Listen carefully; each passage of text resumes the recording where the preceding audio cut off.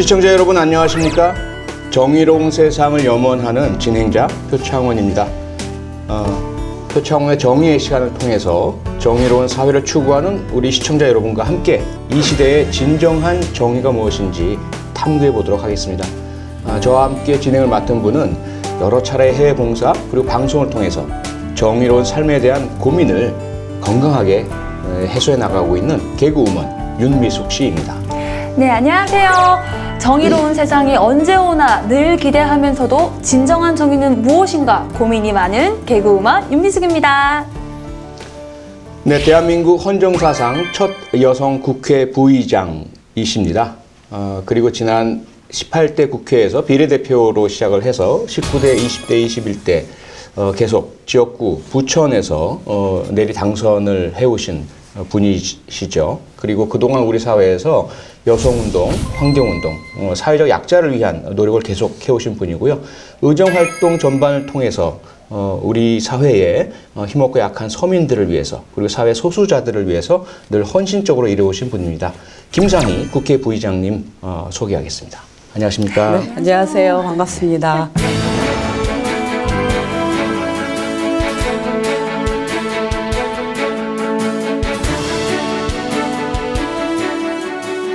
네, 부의장님 시간 내주셔서 너무너무 감사하고요. 저희가 이제 모시는 분들마다 드리는 공통 질문이 있습니다. 이제까지 살아오시면서 가장 정의로운 행동 혹은 선택을 하셨던 순간이 언제이실까라는 건데요. 이제 딱 그런 질문을 들으니까 그냥 언뜻 드는 생각은 불의를 어렸을 때부터 좀 못 견뎠던 건 확실해요. 그래가지고 친구들하고 고무줄놀이 하고 또 줄넘기 하고 그러는데 남학생들이 꼭 와가지고 방해하고 그거 칼로 끌고 막 도망가고 그러거든요. 그래서 그게 하도 반복돼서 제가 우리 선생님한테 그거를 딱 일러 바치고 걔네들을 혼내준 사건이 있었어요. 아주 좀 그래서 남학생하고 여학생하고 이제 싸움이 난 거죠. 그래서 우리가 남학생한테 얻어맞을까봐 특히 제가 타겟이 돼가지고 제가 옷을 우리 친구하고 바꿔 입고 또 통학로를 우리 친구하고 다 바꿔가지고 막 집을 뱅뱅 돌아서 가고 그걸 며칠을 반복을 했어요. 남학생들이 다 이렇게 숨어 있다가 나를 때릴지 모른다 막 이래가지고 그래서 그냥 어렸을 때 그냥 제 성격의 한 단면이죠. 그런 게 있고 여성운동 처음 시작했을 때 제가 아주 굉장히 센시티브 할 때죠. 그럴 때 친구하고 같이 지금도 생각나는데 신촌을 가는 버스를 탔는데 거기에서 군인들이 말하자면 이렇게 성추행을 하는 거예요. 여성 승객한테. 저하고 우리 여자친구 친구하고.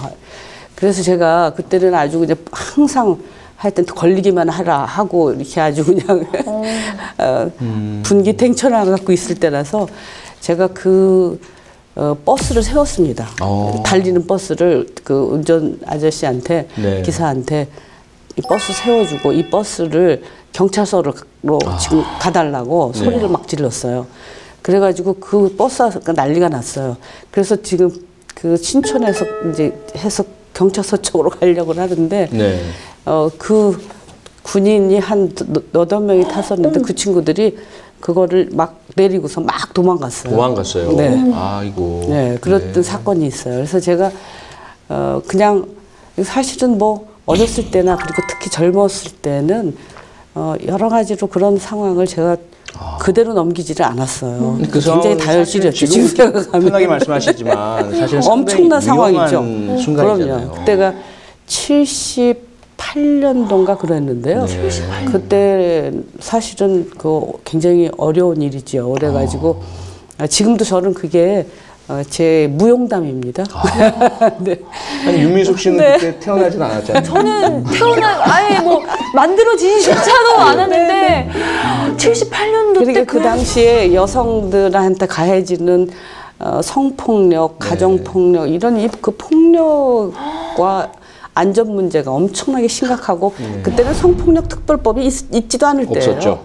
가정폭력 특별법 이런 거 있지도 않고 그래서 저는 어렸을 때부터 그 폭력에 시달리는 여성들을 너무 많이 봤어요. 가정폭력에 시달리는 옆집 아줌마, 또 그렇게 그 당하는 또 성폭력 당하고 또 그냥 무리하게 여성들한테 함부로 한 신고도 못했잖아요. 많은 여성들이. 예. 성폭력 특별법이 없었다니까요. 없었고, 그냥 그 형법에 강간죄만 있었을 때예요. 그랬었죠. 네. 정조 얘기하고 네, 그랬을 때. 그랬을 때입니다. 예. 그래서 저는 하여튼 특히 여성들에게 가해지는 이 정말 그 불의한 그 부분에 대해서 늘 분노하고, 그게 제 사실은 모든 사회 활동과 그 뭐 학습 뭐 또 이 사회 관계의 출발이고, 네. 그 연속선상에 지금 제가 있다 이렇게 생각합니다. 네.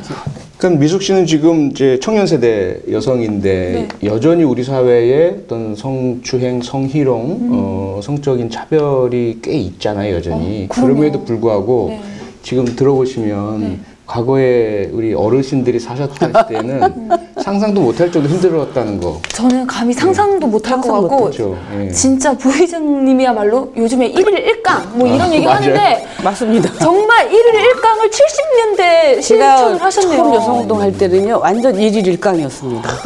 예, 뭐 하여튼 걸리기만 하나 내가 가만 안 둔다 이러고 다닐 정도로, 항상, 그, 우리 이제 아주 초창기에는 아주 소그룹이 이제 여성운동 했죠. 지금 말씀드리면 가정폭력을 매맞는 여성들을 위한 상담을 시작했었어요. 그 당시에. 그게 우리 사회에 굉장히 파문을 일으켰는데, 어떻게 여자들이 가정에서 매맞는 걸 가지고 창피하게 밖에 나와서 얘기하느냐. 그런 것 자체가 무지무지 부끄럽게 여겨지던 때예요. 네. 그래서 가정폭력 그 방지법, 네, 특별법 만들어진 게 다 그 이후에 이제 한참 지나서 80년대, 이제 90년대 만들어진 거거든요. 맞습니다.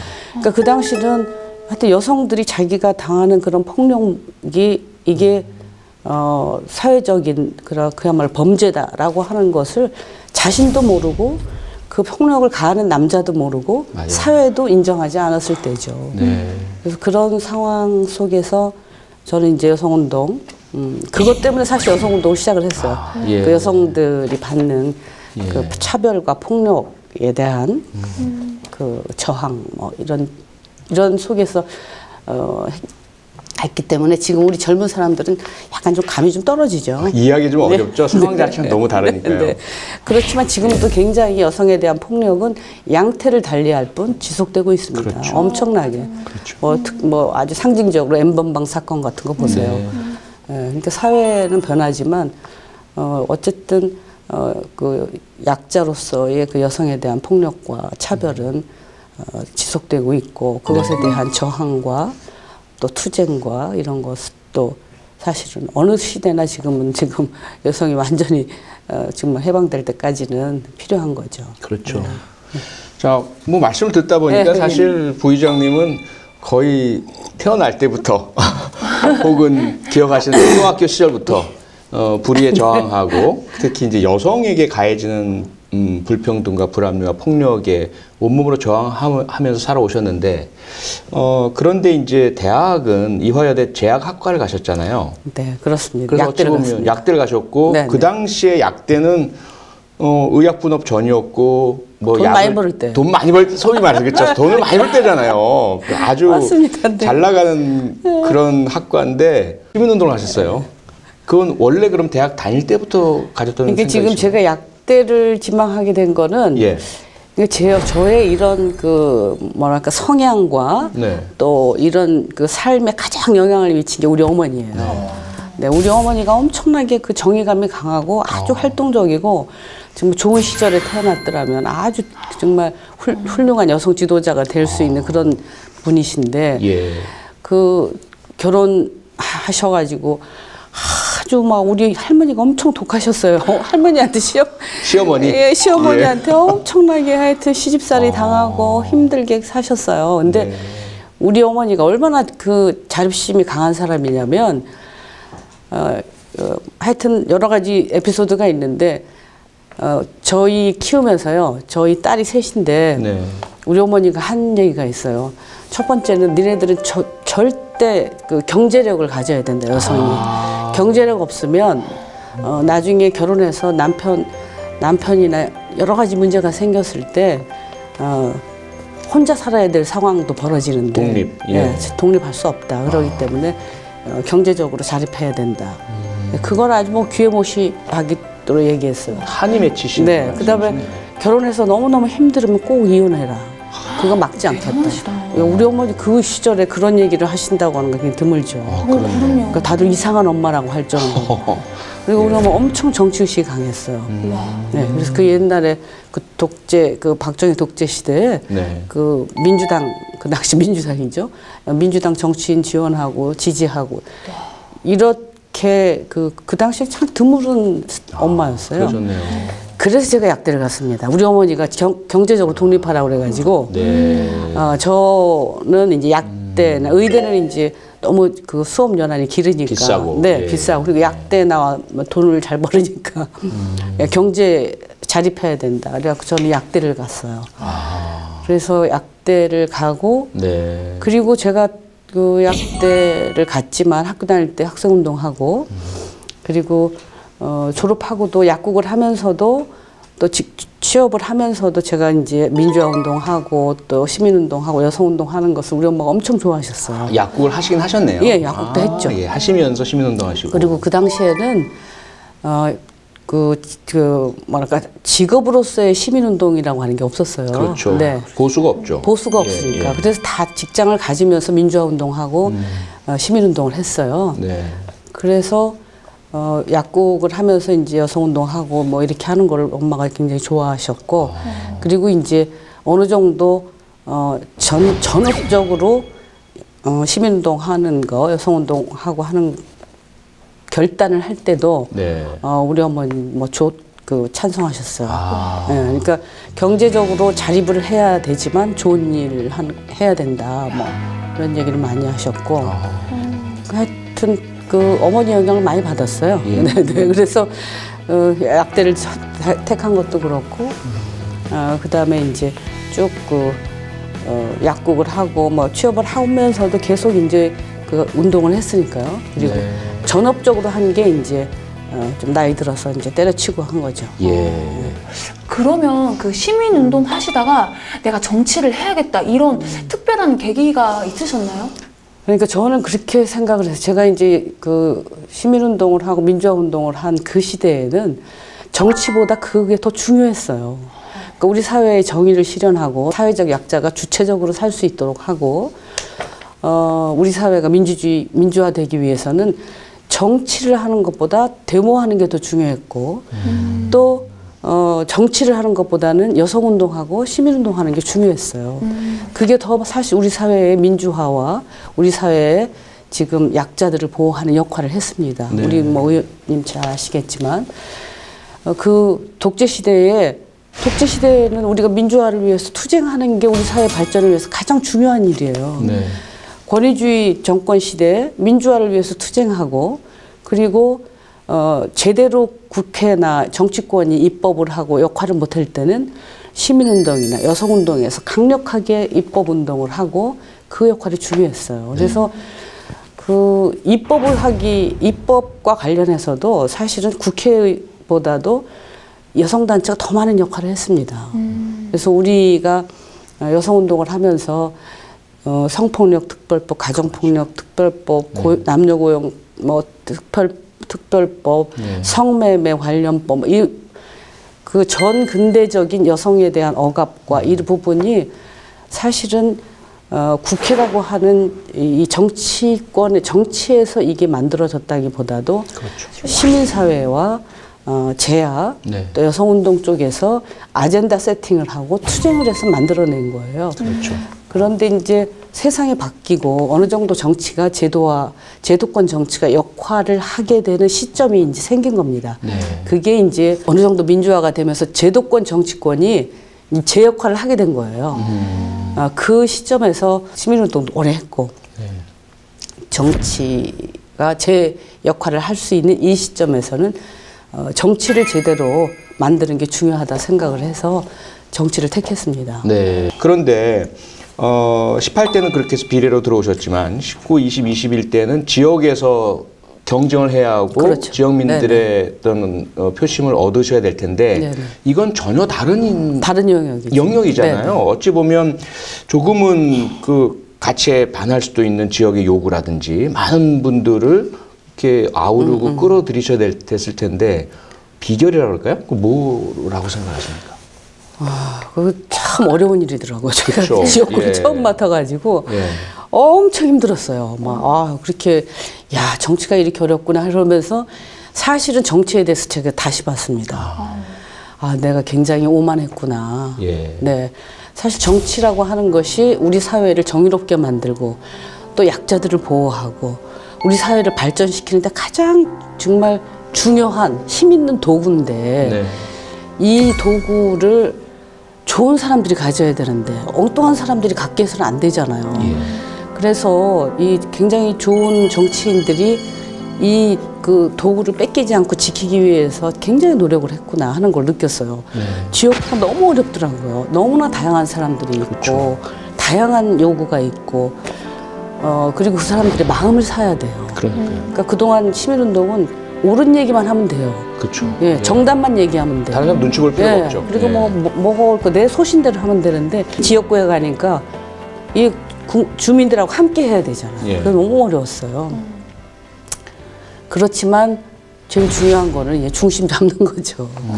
그래서 여러 가지 요구를 하지만 어떤 요구는 그냥 한 귀로 듣고 한 귀로 좀 흘리고요. 또 어떤 부분은 또 설득을 하고요. 네. 또 어떤 경우는 좀 우리가 우리 편으로 끌어들이기도 하고 예. 그러면서 했죠. 그럼 제가 부천에 살지 않아서 지역민들과 어떻게 소통하시는지 모르지만 국회 안에서나 당내에서는 제가 4년 동안 봤지 않습니까? 그 결과 가장 그 결실에서 가장 뚜렷하게 알 수 있는 건 뭐냐면 지난번 국회 부의장 후보로 나섰을 때 그 전에도 그 제가 여러 차례 당내 선거들을 봤지만 처음이었거든요. 네. 경쟁하시려던 분들, 네. 쑥 그냥 그래 네, 김상희 의원이라면 내가 양보할게라는 모습들을 보면서 정말 깜짝 놀라기도 했고 이것이 바로 김상희 의원의 파워구나. 이게 소통의 능력이구나. 그동안 왜냐하면 다른 쪽으로는 여성과 관련된 젠더와 관련된 정책, 입법, 아젠다 같은 데는 목소리를 강하게 내시고 막 싸우시는 모습도 제가 봤는데 부의장 선거에서 모두가 인정하고 물러서는 모습을 봤을 때, 그 가치와 원칙을 훼손하지 않으면서도 소통을 해가고 사람의 마음을 얻는 것, 이것이 바로 김상희 부의장의 힘이구나라는 걸 느꼈거든요. 감사합니다. 네. 그 당시 상황을 조금 말씀해 주신다면. 사실은 저는 그 처음에 제가 그냥 빈말이 아니라 자랑이 아니라 그 생각을 못 했어요. 판을 못 읽었어요. 네. 그런데 이제 판을 읽으신 분들이 얘기를 이제 한 거죠. 몇 사람이. 이번에는 김상희 부의장이 처음으로 했으면 좋겠다. 왜냐하면 우리가 지난번에 이미경 의원님 5선 때 시도했다가 실패를 했거든요. 그랬죠. 4선 때 한 번, 5선 때 한 번 실패를 해서 좀 다들 상처가 좀 있는데 이번에 보니까 할 만하다고 이제 생각을 한 것 같아요. 그래서 이제 우리 또 여성 의원님 한 분이 이제 말을 꺼내셨어요. 그래서 가만히 보니까 이번 한번 도전해야겠더라고요. 그래서 저도 이제 마음을 먹고 있었는데 저보다 이제 선수가 많으신 의원님들이 많으셨잖아요. 5선 의원님들이 한 7, 8분 계셨나요? 그래서 그분들을 좀 이렇게 한테 좀 죄송하죠. 그랬는데 전체적으로는 이렇게 크게 다들 이렇게 공감대 형성이 굉장히 빨리 됐어요. 그래서 저 굉장히 감사하죠. 그리고 우리 5선 의원님들이 처음에는 좀 아쉬워 하신 분들도 몇 분 마지막 계셨는데 기회시니까 그분들한테는. 다들 아쉽죠. 아쉬운데 그래도 이번에는 이게 큰 흐름인 것 같다.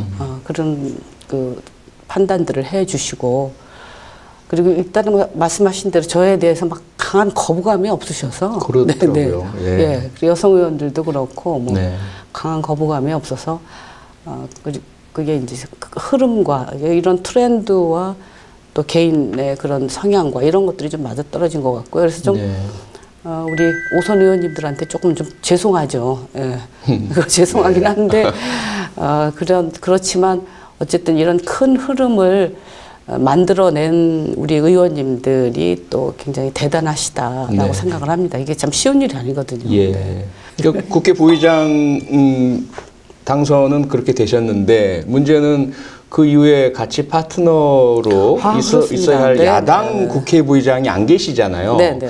이 상황이 참 안타깝기도 하실 테고요. 엄청 안타깝죠. 예. 저는 사실은 제가 그 부의장이 되면 공약을 한 게 있어요. 네.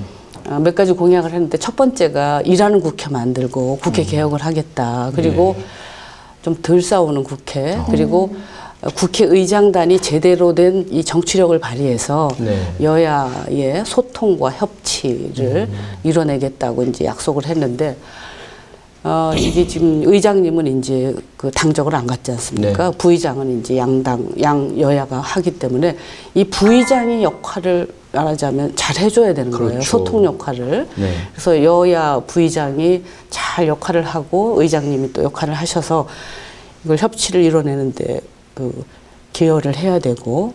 그래서 그거를 하겠다고 약속을 했는데 이 야당 부의장이 안 뽑히니까 이게 안 되는 거예요. 저쪽하고 예. 소통이 너무 힘든 거예요.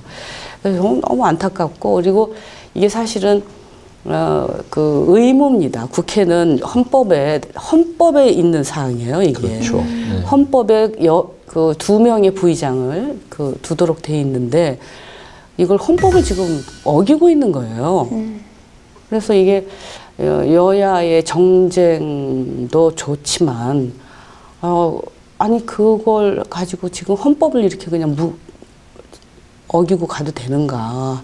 지금 저 상임위원장은 다 뽑았잖아요. 네. 어쨌든 그게 뭐 합의됐든 안 됐든지 간에 뽑았는데 정작 부의장을 안 뽑고 있는 이 상황은 저는 정말 너무 한심스러운 상황이에요. 그래서 제가 성명을 냈어요. 그래서 이렇게 헌법을 어기고 있을 수는 없다.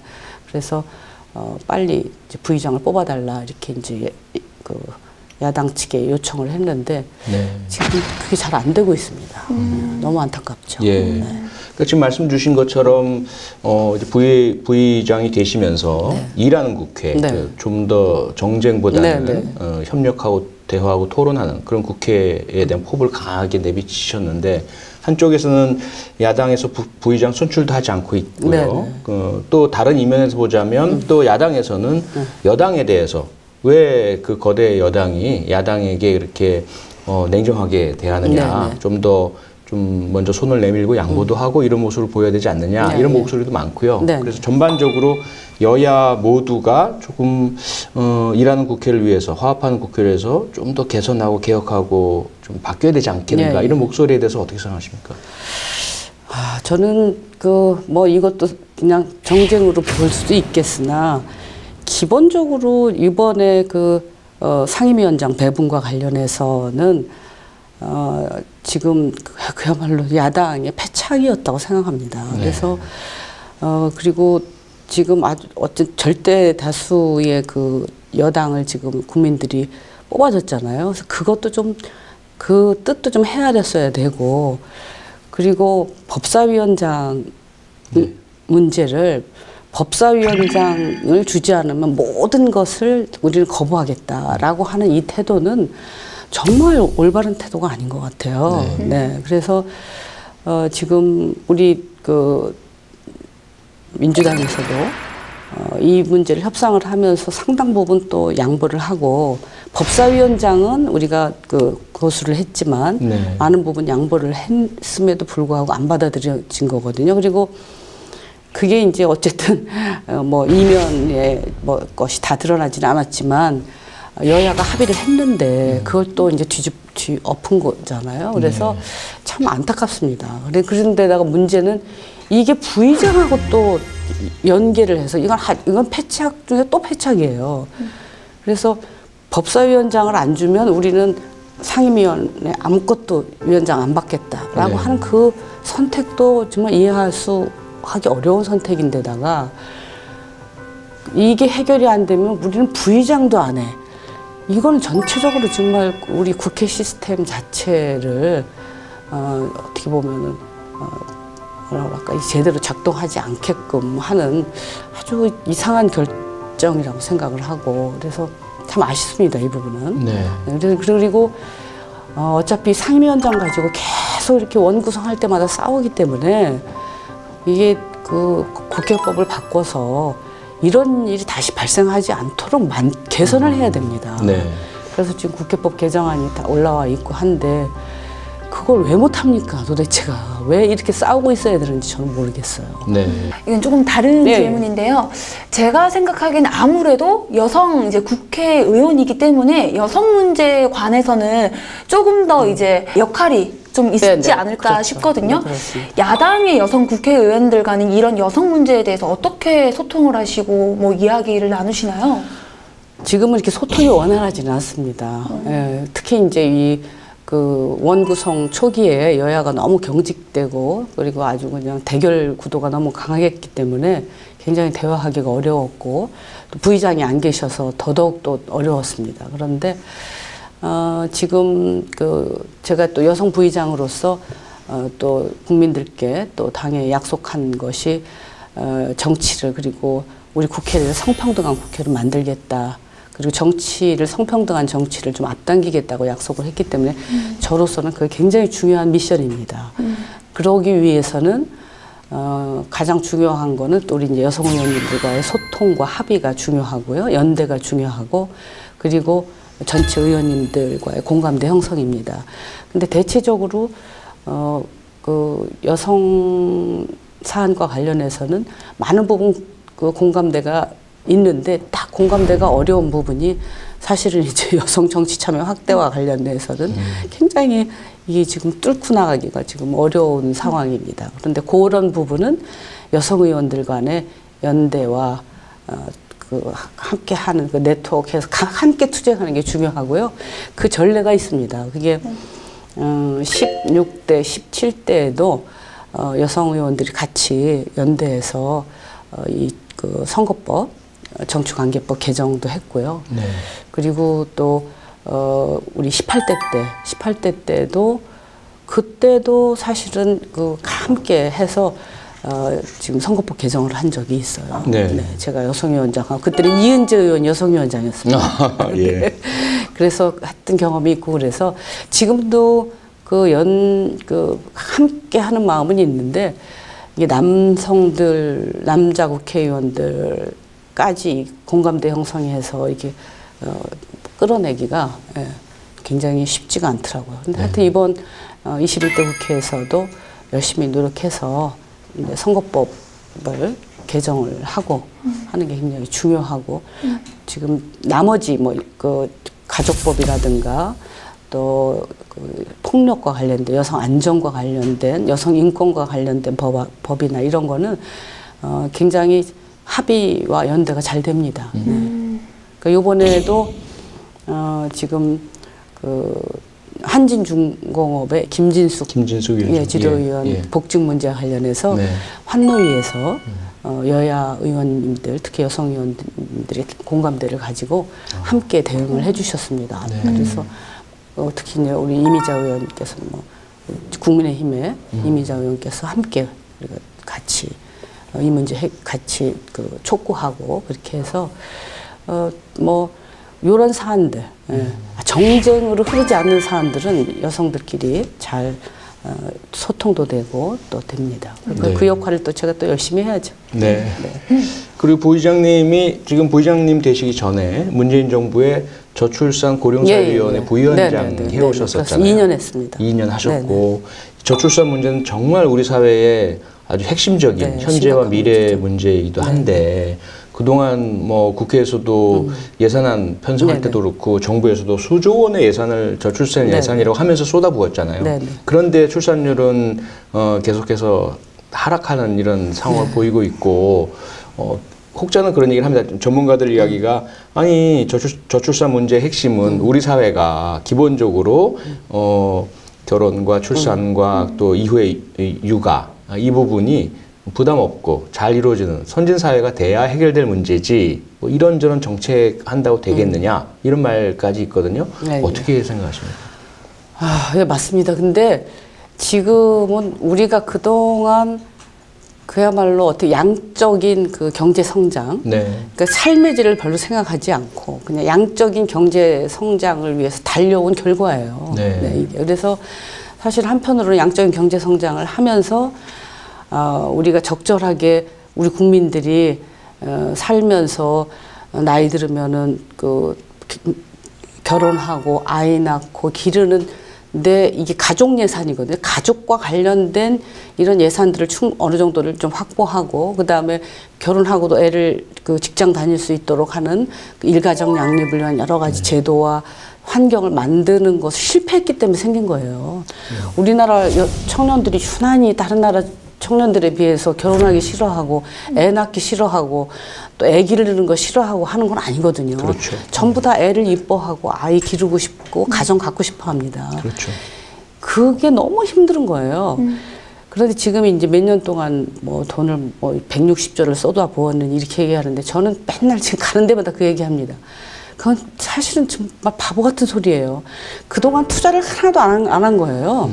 하나도 투자를 안 하다가 출산율이 뚝 떨어지고 막 이렇게 되니까 마음이 급해가지고 어린이집도 하나 제대로 없고 유치원도 뭐 제대로 없고 전 민간에서 한 거거든요. 네. 공적으로 투자한 게 별로 없어요. 그러다가 최근 이제 지금 출산율 떨어지니까 이제 보육 예산 이런 거 막 늘린 거예요. 네. 그러니까 그동안 안 하고 있다가 지금 막 급해가지고 돈을 좀 썼을 뿐이지 돈 쓴 게 아니에요. 지금 아이 낳으면 아이 제대로 마음 놓고 맡길 어린이집이나 지금 없잖아요. 보육시설이 많이 제대로 부족하죠. 없습니다. 부족하고. 그다음에 여성들은 어떻습니까? 결혼하고 아이 낳으면 직장 육아휴직하고 다시 복직하고 아이 맡기고 학교 직장 다니고 이거 불가능해요. 지금도 우리나라는 M자 곡선이고요. 여성 과학자들 요번에 보니까 L자예요. 완전히 다시 복귀를 못해요. 네. 그러니까 젊은 사람들은 자아 실현 욕구가 굉장히 강합니다. 우리나라 또 특징은 지금 다른 나라에 비해서 교육 수준도 높고 또 특히 우리 여성들이 참 정말 자기 자아 실현 욕구가 큽니다. 결혼해가지고 모든 것을 포기해야 되는 이런 상황에서는 애 안 납니다. 그래서 지금 두 가지예요. 하나는 아주 대대적 투자를 해야 됩니다. 지금도 예산이 다른 나라에 비해서 가족 예산이 절반밖에 안 돼요. 예. 지금 OECD 다른 국가들에 비해서 가족 예산 대대적으로 더 투자해야 됩니다. 그다음에 일가정 양립할 수 있도록 지금 이쪽에 육아휴직이라든가 직장에 기업의 분위기 그리고 제도 이거 할 수 있도록 서포트 해줘야 됩니다. 또 하나는 지금 적응을 해야 돼요. 이게 지금 출산율이 갑자기 막 올라가지는 않아요. 네. 그러니까 우리가 지금 인구 문제가 굉장히 심각한 상황으로 갈 거라는 걸 예견하면서 이것에 우리 사회가 적응하기 위한 준비를 해야 됩니다. 앞으로 노동력 문제라든가 이런 게 심각해질 거거든요. 그래서 한편으로는 젊은 사람들의 삶의 질을 높이고 젊은 사람들이 아이 낳고 일하고 행복하게 살 수 있도록 만드는 이 작업, 여기에 말하자면 돈을 많이 써야 되고 한편으로는 그렇다고 하더라도 인구가 출산율이 막 높아지지 않습니다. 그래서 이 출산율이 낮은 우리 이 사회가 제대로 잘 적응할 수 있도록 하는 준비 작업, 적응하는 거. 이 두 가지를 우리 사회가 지금 국가가 좀 해야 되는 그런 상황입니다. 아까 이제 부의장님께서 70년대 또 80년대 여성의 인권에 대해서 많이 이야기를 해주셨고 그때 1일 1강 이 얘기를 많이 해주셨는데 사실 요즘 보면 여성의 지위라든지 또 인권이 많이 변하고는 있어요. 그래도 여전히 생각해보면 뭐 성 문제 혹은 폭력 문제 아니면 뭐 남녀 간의 평등 문제는 여전히 이렇게 과제들로 남아있는 것 같은데요. 어떻게 점점 달라지고 있나요? 국회에서 바라보실 때는? 그러니까 사람들이 요즘에는 여자들이 너무 세졌다고 얘기를 많이 하고 요새 뭐 여자가 무슨 처벌받느냐고 하는데 전혀 그렇지 않습니다. 사실은 우리가 굉장히 빨리 발전한 것 같지만 아직도 굉장히 더뎌요. 지체돼 있어요. 뭐 가장 중요한 거 그냥 이렇게 보면 여성들 지금 이제 폭력과 관련해서도 굉장히 우리가 많이 폭력에 노출되어 있고 여성들이 지금 안전 문제가 심각하지 않습니까? 그런데 그것뿐만이 아니라 여성들이 직장에 가면요. 지금 남녀 간의 임금 격차가 여성들은 아직도 60%밖에 되지 않습니다. 네. 남성들의 임금에. 그리고 또 그 고위직에는 여성들이 별로 없어요. 네. 거의 뭐 지금 임원급으로 가면 이런 민간의 경우는 한 1%밖에 되지 않아요. 네. 뭐 그건 굉장히 심각한 상황입니다. 그리고 또 정치권에서 보면 우리가 지금 뭐 의원총연맹 IPU 그 통계를 보니까 아주 하위예요. 우리가 지금 19%거든요. 네. 그래서 굉장히 달라진 것 같지만 굉장히 우리가 우리 사회는 여전히 남녀가 차별이 많은 사회다. 여성들은 굉장히 힘이 없고 권력이 없고 돈이 없고 그리고 여성은 항상 폭력에 노출되어 있다. 이 세 가지를 보면 굉장히 우리한테 과제가 많이 있습니다. 지금도. 할 일이 굉장히 많은 거죠. 그래서 그것을 위해서 각계에서 열심히 하고 있지만 특히 이제 정치권에 여성들이 많이 진출을 해야 되죠. 네. 그런데 지금 이제 19%밖에 안 되니까 이제 더 많이 여성들이 참여하고 각 부문에서 지금 약진하고는 있어요. 밑바닥에서는 많이 올라오고 있는데 네. 아직도 굉장히 더딘 건 사실이죠. 부의장님 말씀처럼 대한민국 국회에서 여성 의원의 비율이 19%에 불과한데 이마저도 과거에는 10% 미만이었잖아요. 그럼요. 겨우 여기까지 올라왔지만 네네. 우리 법에서 공직선거법에서 정한 30%의 그 권고 조항, 예, 이게 정당들이 잘 지키지도 않고 있고요. 그러니까 반대편에서는 어떤 얘기냐면 할당제가 과연 여성 정치인들의 그 역량 강화에 도움이 되는가? 오히려 치열하게 그런 할당 없이 싸워서 이겨내는 정치인들이 여성일 때 그들의 역량이 더 강화되고 인정받는 것 아닌가 이런 반론도 있고요. 할당제에 대한 그런 양측면과 제대로 기능하기 위해서 무엇이 필요한지 의견 어떠십니까? 저는 뭐 할당제와 관련해서 그 비판적인 그 말씀들 하시는 분들은 지금 유럽을 보면 압니다. 유럽은 할당제를 통해서 여성들이 그 정치적으로 정말 대거 진출하고 네. 좋은 정치인을 배출하고 좋은 사회를 만들었습니다. 그리고 지금은 여성 30% 40%를 넘어서서 동수공천을 얘기하고 있습니다. 지금 유럽 전반적으로 지금 그 국제사회의 흐름은 처음에 할당제는 이제 30%가 말하자면 이 한계 지점이잖아요. 네. 그래서 30%를 얘기를 했는데 지금은 남녀 동수를 얘기합니다. 그렇게 해야 된다는 거죠. 그래서 지금 오히려 치열하게 경쟁해서 나와야지 훌륭한 정치인이 되지 않느냐 하는 것은 저는 이제 이미 앞서 다른 사회들을 보면서 충분히 해당되지 않는 얘기라고 생각하고요. 설득력 없는 얘기다. 네. 예. 기회 자체를 줘야 된다. 그리고 네. 지금 또도 말씀드렸지만 워낙에 정치라고 하는 영역이 여성들이 철저하게 소외됐던 영역이기 때문에 네. 그 기회를 어떤 식으로든지 이렇게 강제로라도 주지 않으면 이게 하기 어렵습니다. 그리고 정치라고 하는 게 실력만 가지고 하고 시험 봐서 되는 게 아니라 이거는 나름대로 그 작동하는 메커니즘이 있습니다. 그리고 그 메커니즘 중에서 가장 중요한 게 어떻게 보면은 네트워크예요. 예, 거기서 안에서 이 남성들의 이 파워 네트워크가 너무 강하기 때문에 네. 그것을 여성들이 뚫고 들어가기가 엄청나게 어렵습니다. 그리고 남성들도 당당하게 경쟁을 해서 들어오는 것만이 있는 게 아니라 그 네트워크가 작동하면서 이게 되는 겁니다. 그래서 지금 불공정한 겁니다. 오히려. 네, 그래서 적정하게 여성들이 공정하게 경쟁할 수 있도록 하기 위해서는 일정 정도의 그 할당과 그리고 또 인센티브와 이런 것들을 해줘야지. 그렇지 않으면 현재 있는 강고한 파워 네트워크가 밀어냅니다. 여성도 밀어내고 청년도 밀어내고 노동자도 밀어내고 장애인도 밀어내고 그런 겁니다.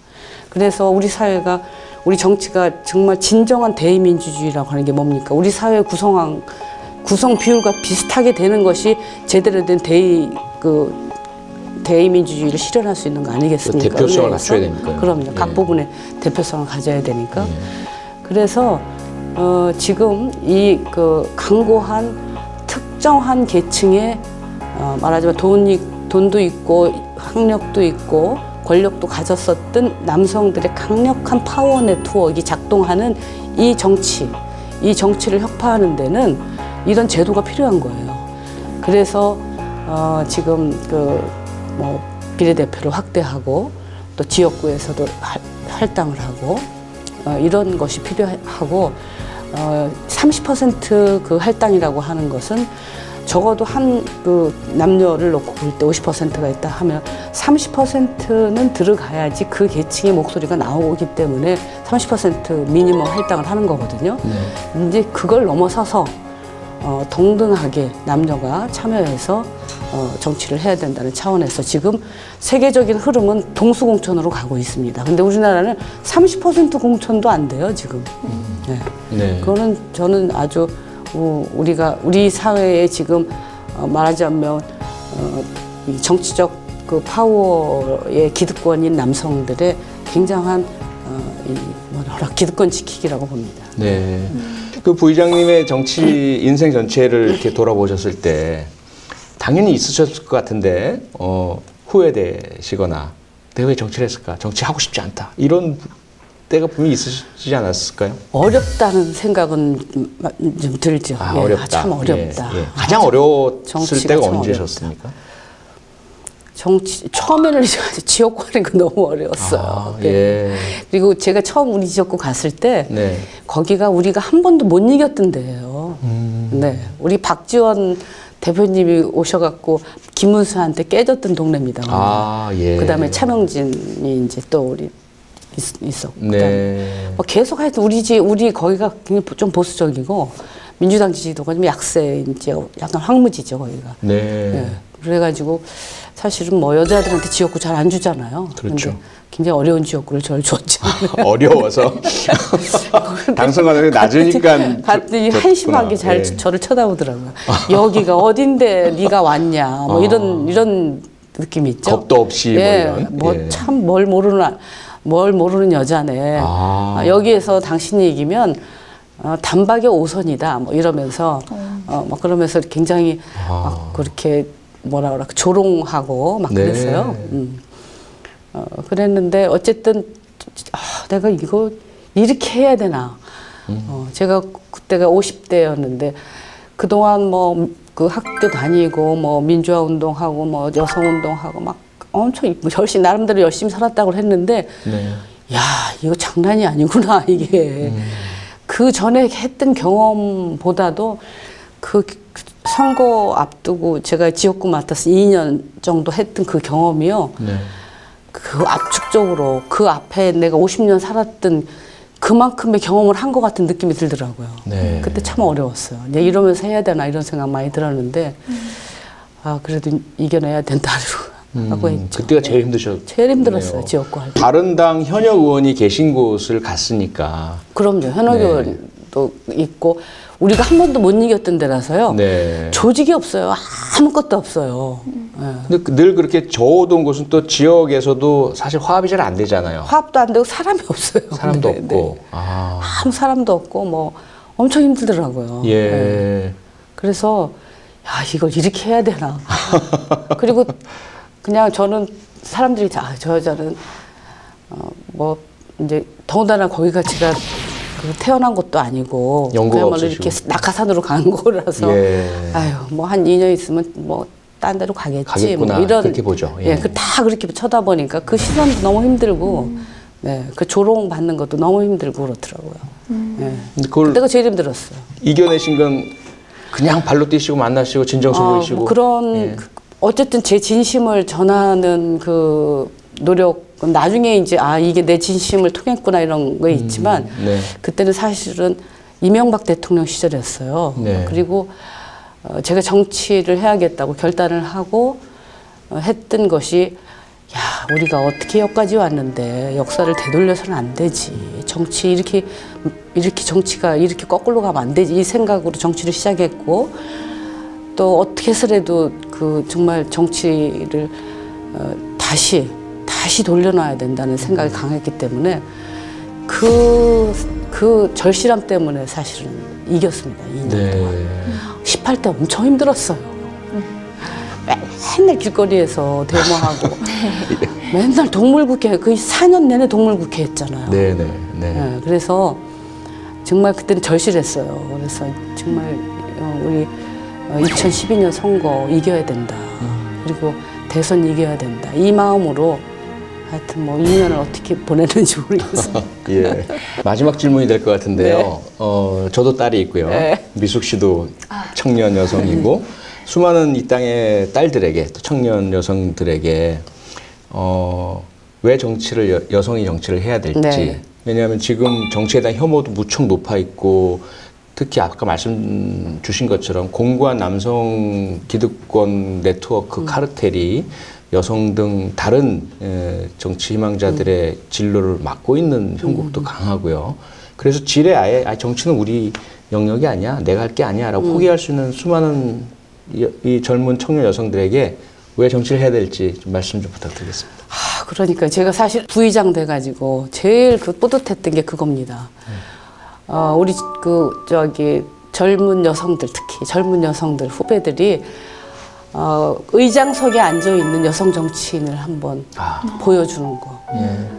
저거 괜찮네, 나도 저거 한번 해보고 싶어, 이 생각 한번 할 수 있게끔 해주는 거. 그거를 했다는 것에 대해서 굉장히 저는 자부심을 갖습니다. 그러면서 정치를 한번 좀 관심 가졌으면 좋겠어요, 젊은 사람들이. 앞서서 계속 얘기하지만 우리 그 여성들은 아직도 굉장히 사회적 약자입니다. 그리고 우리 여성으로 태어나서 세상을 살아가려면 많은 것을 헤쳐나가면서 살아야 돼요. 어렵습니다. 돌파해야 될 게 많아요.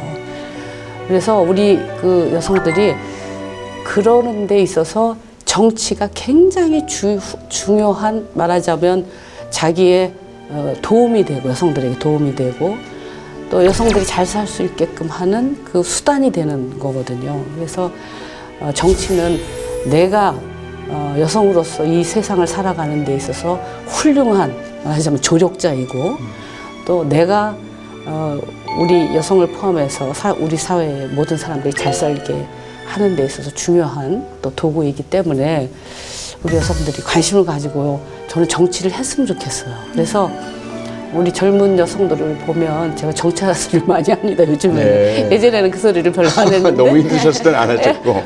지금은 이제 많이, 왜냐하면 저도 이제 나이가 들어서 정치를 이제 언제까지 할지 몰라서 요즘에는 뭐 우리 보좌진들 만나거나 뭐 후배들 만나면 정치하라고 합니다. 능력 있고, 가장 중요한 게 이 지금 마인드입니다. 이 공적 마인드 있는 사람들이 있잖아요. 이 착한 사람들이 정치를 해야 돼요. 그래서 착한 사람들이 세상을 좀 좋은 세상 만들고 싶다라고 하는 그런 그 바람, 꿈 이런 걸 좀 가지면서 정치에 관심을 갖고 정치를 좀 해야 된다. 그래야지 자기 삶도 당당하고 풍요로워지고, 그리고 또 자기를 포함한 모든 여성들도 정말 당당하게 살아갈 수 있도록 할 수 있다.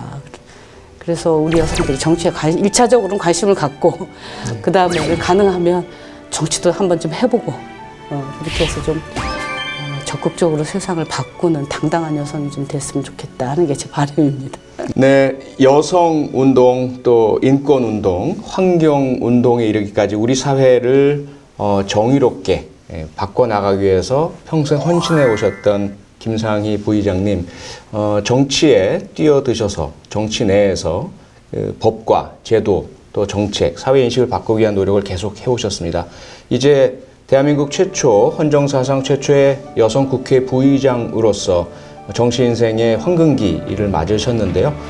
김상희 부의장님의 평생 동안 걸치셨던 노력과 또 헌신의 그 결실이 정치 무대에서 꽃을 피워서 우리 대한민국을 보다 더 정의롭고 평화롭고 통합의 그런 사회로 만들어 나갈 수 있기를 기원하고 또 기대하겠습니다.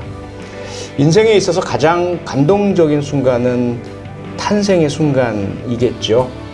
그 생명을 품고 또 탄생시켜내는 어머니의 마음, 또 그 큰 품, 정치에서도 그 포용과 따뜻함이 어머님의 그 마음과 심경으로 또 많이 이렇게 펼쳐나가기를 바라고요. 그런 의미에서 대한민국 여성 정치에 보다 더 많은 확대와 발전을 기원하겠습니다. 오늘 함께해 주신 김상희 부의장님께 진심으로 감사드리고요. 또 함께해 주신 시청자 여러분께 진심으로 감사드립니다. 고맙습니다.